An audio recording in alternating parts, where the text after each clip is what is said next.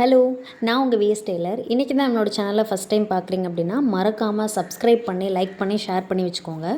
அப்போ தான் நான் நெக்ஸ்ட் டைம் போடக்கூடிய வீடியோஸ்லாம் வந்து உங்களுக்கு இம்மீடியட்டாக கிடைக்கும்.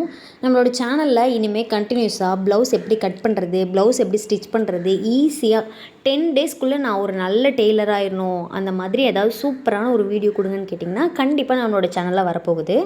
அதுக்கு முக்கியமாக நீங்கள் நம்மளோட சேனலை சப்ஸ்கிரைப் பண்ணி வச்சுருந்தா மட்டும்தான் உங்களுக்கு அந்த நோட்டிஃபிகேஷன் உடனே கிடைக்கும். இல்லை அப்படின்னா நீங்கள் என்னோடய வீடியோவை மிஸ் பண்ணிடுவீங்க. முன்னாடி எல்லாம் பெரியவங்க சொல்லுவாங்க, பொண்ணுங்கனாவே கைத்தொழில் வந்து கண்டிப்பாக ஒன்று வேணும், நீ என்ன தான் படிச்சிருந்தாலும் உனக்கு வந்து கைத்தொழில் ஒன்று வேணும்னு சொல்லுவாங்க. அதுக்கான அர்த்தம் என்னன்னு எனக்கு அப்போ புரியலை. ஆனால் அதுக்கு என்ன அர்த்தம், அது எவ்வளோ ஒரு வேல்யூவான வேர்டு அப்படின்றது எனக்கு இப்போ தான் புரிய வந்துச்சு. ஏன் அப்படி சொல்கிறேன்னா, நான் ஒரு நல்லா படிச்சிருக்கேன், ஒரு நல்ல வேலைக்கு போகக்கூடிய ஒரு பொண்ணு தான். இருந்தாலும் எனக்கு எப்படி இந்த டெய்லரிங்குள்ளே இன்ட்ரெஸ்ட் வந்துச்சு, நான் எப்படி இருந்து இதை ஸ்டார்ட் பண்ணேன் அப்படின்றது எல்லாமே நான் நெக்ஸ்ட்டு வரக்கூடிய வீடியோஸில் வந்து உங்களுக்கு அப்லோட் பண்ணுறேன்.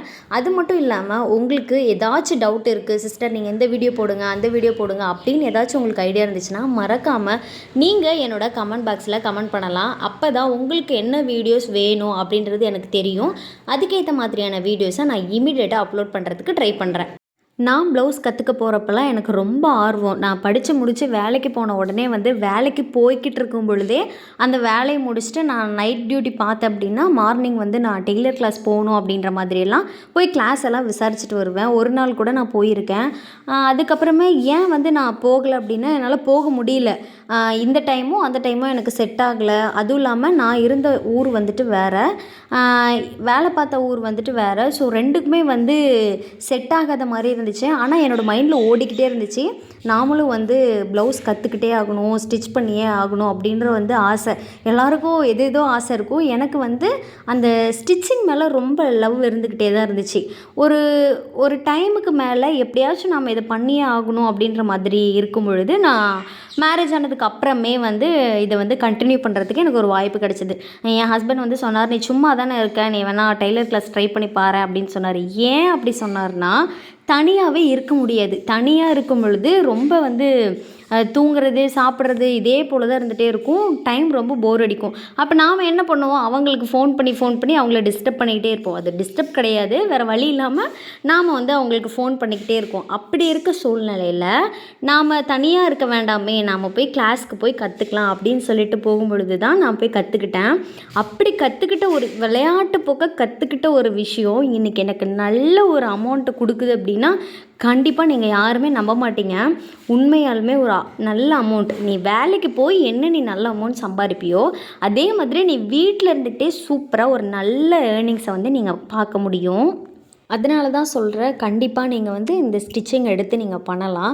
ஸ்டிச்சிங் மட்டும்தான் பண்ணணுமா, நீங்கள் ஸ்டிச்சிங்கே பெருசாக பேசுகிறீங்களே அப்படின்னு நீங்கள் நினச்சிங்கன்னா கண்டிப்பாக கிடையவே கிடையாது. உங்களுக்கு ஆரி ஒர்க் போட பிடிக்கும் அப்படின்னா நீங்கள் ஆரி ஒர்க் பண்ணலாம். இல்லை உங்களுக்கு பேக்கிங் ஏதாவது இன்ட்ரெஸ்ட் இருக்குது அப்படின்னா நீங்கள் பேக்கிங் ட்ரை பண்ணலாம். இப்போலாம் பார்த்திங்கன்னா வீட்லேயே கூட வந்து குக் பண்ணி மற்ற இடத்துக்குலாம் வந்து டிஸ்ட்ரிபியூட் பண்ணுறாங்க.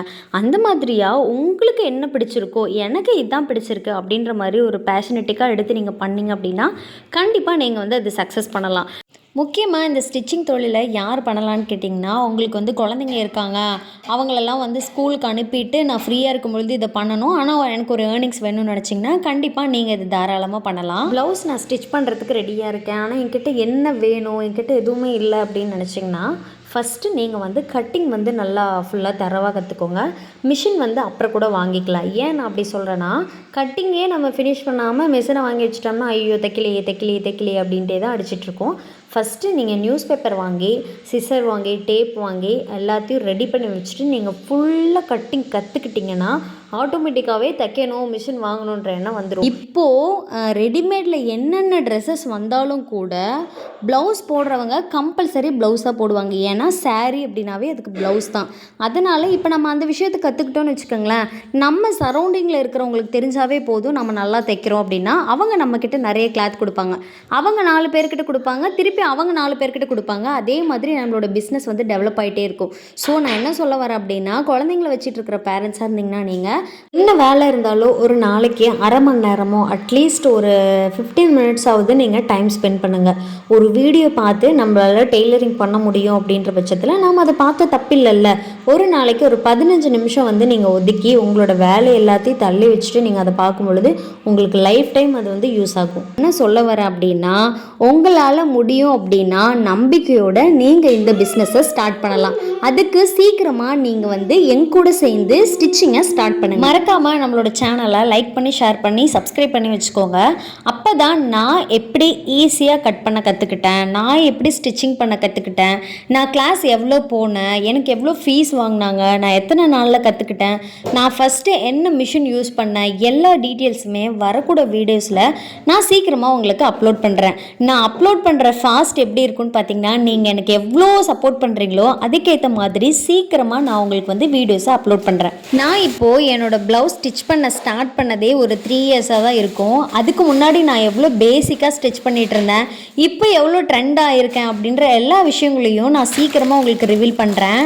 ப்ளவுஸில் பர்ஃபெக்டாக நீங்கள் வந்து கட்டிங் மட்டும் போட்டிங்க அப்படின்னா ஸ்டிச்சிங் வந்து ரொம்ப ஈஸியாகவே இருக்கும். நம்ம எந்த அளவுக்கு கட்டிங் பர்ஃபெக்டாக பண்ணுறனோ அதே அளவுக்கு தான் நமக்கு தைக்கும் போது ரொம்ப ஆர்வமாக இருக்கும். இல்லை நம்ம கட்டிங்கே தப்பாக பண்ணிட்டோம் அப்படின்னும் பொழுது தைக்கும் பொழுது ரொம்ப கஷ்டமாக இருக்கும்.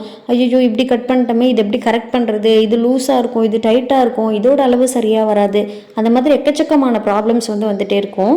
அதனால நீங்கள் கட்டிங் மட்டும் நல்ல தெளிவாக கற்றுக்கோங்க. இவ்வளோ நாள் உங்ககிட்ட டெய்லர் மிஷின் இருந்தும் நீங்கள் அதை யூஸ் பண்ணாமல் இருந்தீங்கன்னா தயவு செஞ்சு சொல்கிறேன், இனிமேவாவது அதை எடுத்து உபயோகப்படுத்துங்க.